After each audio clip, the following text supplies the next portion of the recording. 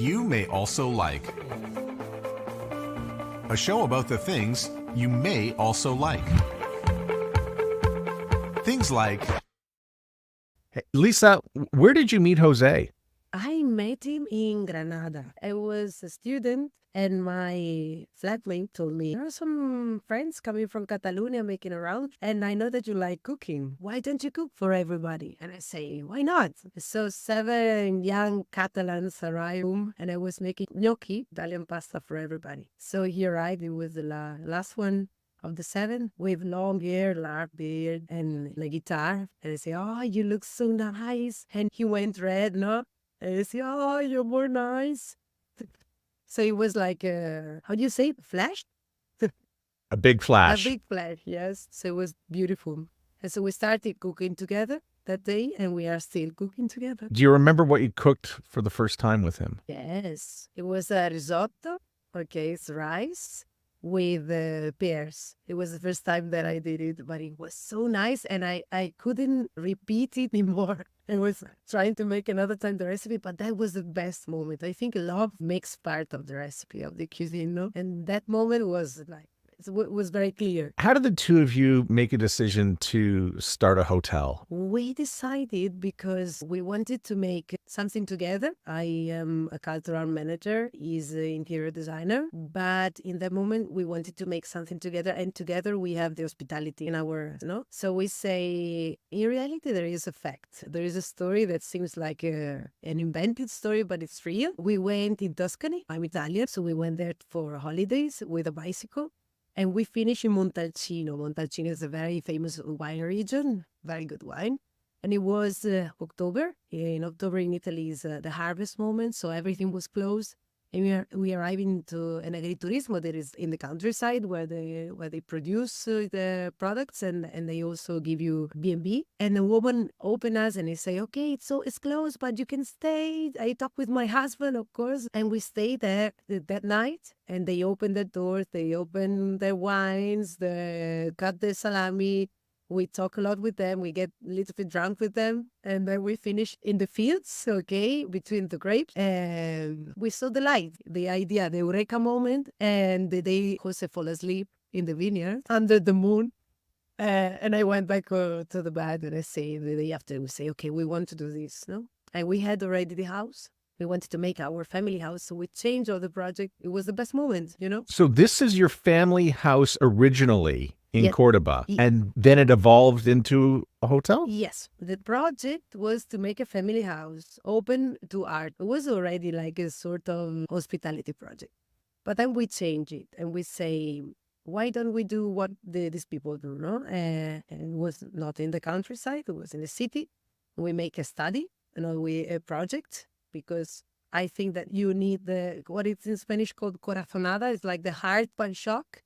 And you say, okay, I want to do this, but you also have to make a project with your mind. Everything has to be connected to make a project work. And we found that in Cordoba, there were no projects like this. Okay. It was sort of craziness. No, people thought it's impossible. Only with 6 rooms. We have only 6 rooms, Mart. So we are still the smallest in Cordoba. And people thought that we were crazy, because it's not just business project. It's what in English, I love this expression. It's a labor of love. Yeah. I wrote down passion project when Yeah. I was thinking about how I would try to describe it. But I think that's what I really feel about the work that you do, that it is a labor of love, but it's not just hospitality. Well, it is hospitality, but it's the many things that come out of it. And so how long has this passion project or labor of love existed for you guys in Cordoba? Yes, we started, I was 25, it was 27, so it's nearly 17 years ago. And we started to make a large renovation because I don't know it there, but here in Europe and in Spain, bureaucracy,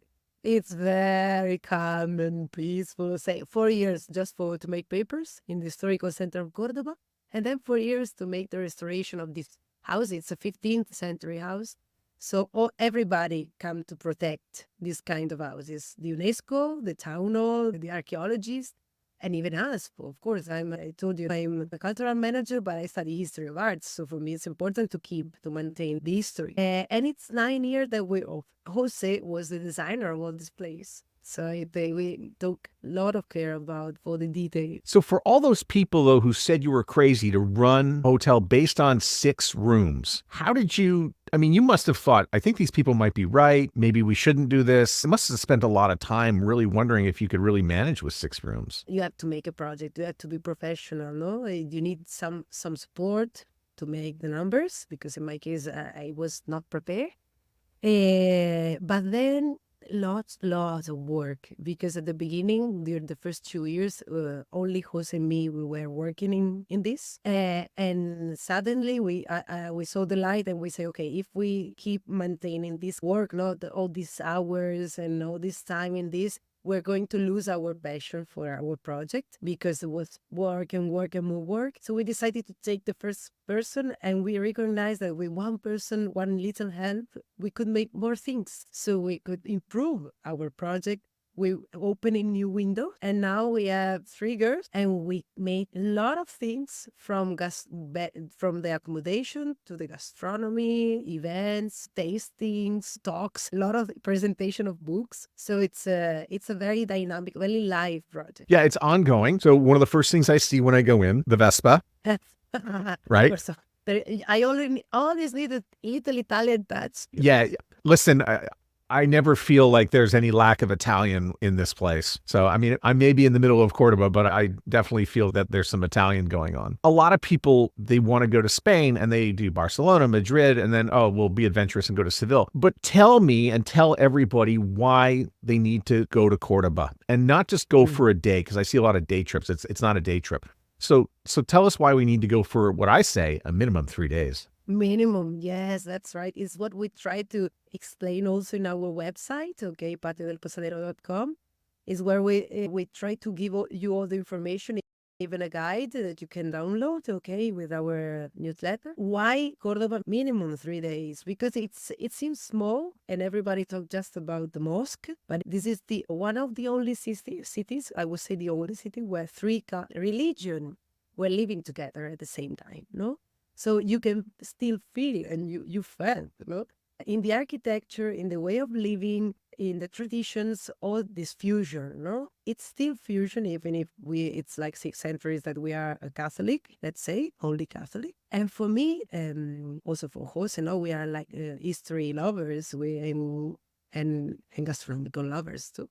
It's a very complex city. So it's not possible to understand the city in one day. You're just seeing the mosque, nothing else. Mosque Cathedral. If you stay here longer, you can also take your time to go slowly, to stop, to see, to observe, no? People, how they talk between each other, relationship, how they live the local festivities, or how they keep care to their houses, their patios, the traditional houses, no, like this, the courtyards. And you can feel the way they live, no, the way they share all the life, which is for me one of the most incredible things I found here coming from the northern part of Italy. I grew up in Verona. So yes, of course, 3 days or more. No, there are for me, cities that are much bigger than this, metropolis, that you can see perfectly in 2 days, because they don't leave you anything else. No, they're not charged with such a lot of emotions and stories like this city. You have to really live it and see it to believe it. So I'll tell my story how I accidentally ran into you. It was the first week of May, and we were booking a trip through Spain. And unbeknownst to us,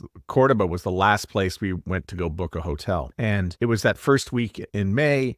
Prices were just a little bit higher than what our budget was, but I said, this place looks great. Let's give it a try. And we didn't know that, and you'll have to explain to everybody what goes on in the first weekend in May, because everybody is outside, everybody sort of let loose. It's sort of like the opening and beginning of summer. It's not quite the patio festival, which is about a week later, but we went on that weekend, and it was just like you said, everybody in Cordoba very welcoming, open, come on inside, and let's all get together in the town square for drinks. Yeah, so that's the reason why you came back the second time. And then a third. And then the third, and I hope the fourth and the fifth is so fantastic. Yes, I think it's a really incredible city. In general, all Andalusia, no? It's the image everybody has of Spain comes from here, from the southern part of Spain. No, I've been traveling through all Spain, and now I can tell my opinion, of course, no, but the sun, the sunflowers, the the blue sky, the white houses, the fiesta and the siesta. Everything is here. Even the bullfights are still here. We keep a lot of traditions. Tell me a little bit about the patio festival, because I think it's one of the things that at least tourists know. What is it exactly? How does it work? Okay, so the patio festival began nearly 100 years ago. Okay, so it's a long tradition. I tell you, the patio is a way of living. Okay, and normally in the ancient times, like now, the people that were very rich people and very poor people. The middle class, so it's a creation of the last century, no? So here in Córdoba, there was a lot of poorness, and so people weren't able to have their own house. So they decided to share their house, having a little space with bedrooms where they were sharing bedrooms like with all the family. So 7 children, daddy and mommy, all together in a room. And in the patio, there is the open space, the courtyard. They had normally the toilet, the kitchen, and the laundry. Okay, is where they share the life together. So the people who had the opportunity to grow up in patio, they finally had that relation with the other families like one only family, no? Because I have a friend, for example, and now she's nearly 50, and she grew up in a patio like this. So I'm not talking about 3 centuries ago. It's still a reality nowadays, or in the last generation, because nowadays probably changing things. The people grew up with the neighbor, like the aunt or the granny, no? And for this friend, for example, her neighbor was the aunt, and she treated her like a family. The patio festival began for this reason, because normally the neighbors were like in a competition, no, between one neighbor and the other. My flower is better than yours, and your flowers is better than mine. So the town recognized this tradition, and they started to make it this festival. And the winner, the 3 first winners, first, second, and third, get money to maintain the patios. So the first years it was a little bit difficult to maintain the festival, but then it started to be like a program expected in the year. Okay, now I'm preparing everything for the patio festival. I'm proud of my place. It's very difficult to keep a patio alive because you need time for the flowers, for the plants, mostly for the flowers. And I don't remember exactly, but I think nearly 20 years ago, the UNESCO recognized the festival as human heritage. Okay, so from that moment, the festival started to be much more important. So now the patio festival just closed last Sunday. We had, I don't know how many visitors, but every day we have more. Every year we have more and more and more. And the houses that can participate to this festival are only private houses. That's really the important part of this, because it's not commercial. The private person, the granny normally are like older people that have the time to take care of all this patio, open their doors. So you go inside their house to see the plants they decided put in the patio, how they keep you can talk to them, to the owner. Everything is totally free.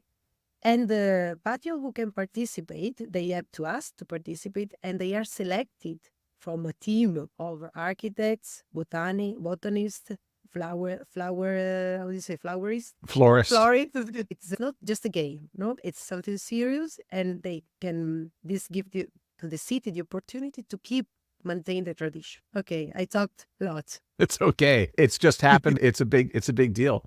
And I think one of the things I really like about staying with you guys is that there's 6 rooms, but I can walk around. There's it's like living in a home. Yeah. And it feels that way. I was unaware of how old the home was, that it dates back all that time. But I think one of the things I'm really, really happy about is the fact that you have managed to integrate the love of art, which is originally what you wanted to do. And you're doing it through a podcast. So why did you want to start a podcast?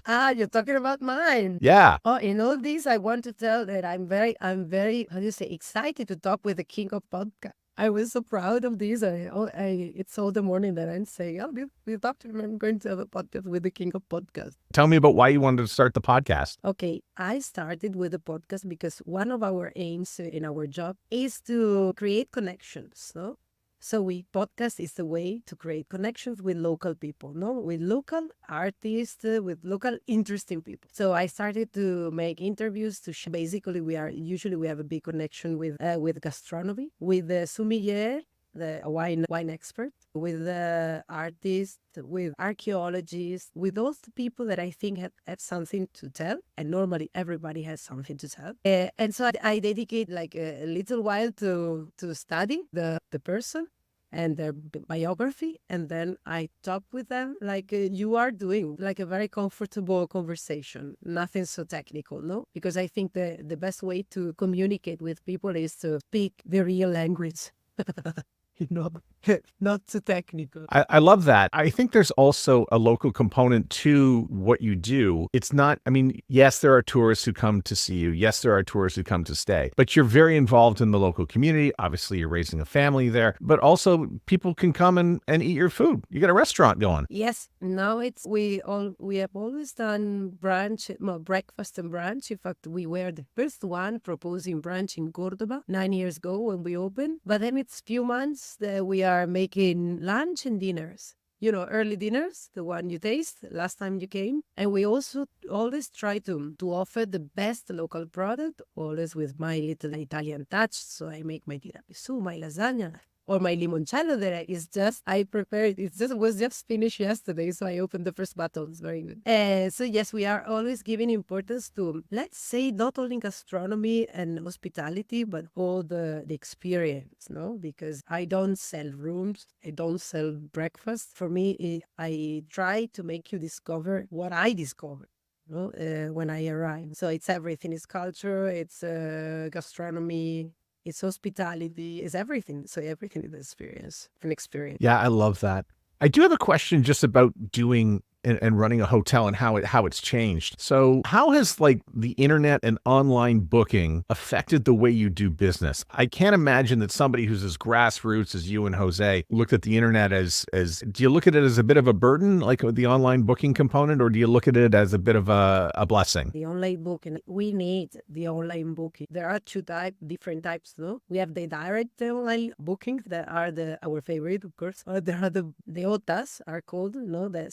That like page like booking.com, Expedia, hotels.com or whatever that help us to reach our perfect guest, let's say. So they give us the visibility that we are not able to reach ourselves because we're very small. And there are also some, let's say, web pages that are very, very nice to stay in because they give us the label of quality, no? It's 1 month ago, more or less, we enter in the Michelin guide selection of little hotels. So for us, it's like very important because they are giving us the pleasure to stay in a group of quality. No? And it's what we are always looking for, no? Because there are many accommodation, but not all the accommodation offer the same quality. So we discovered you through Expedia. So for all the terrible things that we could say about, okay, those are like a third-party booker, we did discover you through there. So I think that's one of the nice things that it does offer is a degree of marketing. Yes, and that's the reason why we want to keep staying in all the platforms, even if some of them are better than others. Because as you say, we came through that platform, but maybe if we were not there, probably I were not here in this moment. Tell me, what months do you take off? Because I know Cordoba can be hot in the summer. It's not an all year round of things. Sometimes do you take a couple months off at all? Any breaks? Break? What's a break? At the hotel, yes. How do you say Confucio? Confucius says that if you choose a work that you really love, you will never work in your life. So I'm never working. So I never think I'm always off. No, it's a joke. It's a joke. But no, Cordoba, it's a city. It's a cultural city. So in reality, we don't need to close because there is not really such a low season that we have to close. We decide to close just 2 days a year, the 24th and 25th, of December, because it's Christmas time. And as all our staff, as family, we decided to say, okay, Christmas for everybody, 2 days off. And that's all. Then we make tours. Lisa, thanks so much for doing this. Look forward to hopefully seeing you again in the future. And I love the idea that you've managed to take a podcast and marry your passion for art into the entire passion project of the hotel. Congratulations. Thank you very much for calling me and give me the pleasure to stay here with you. Thanks for listening to You May Also Like. You may also like our website at youmayalsolike.net. The show is produced by Evan Serminski. and built for your ears by everyone at the Sound Off Media Company.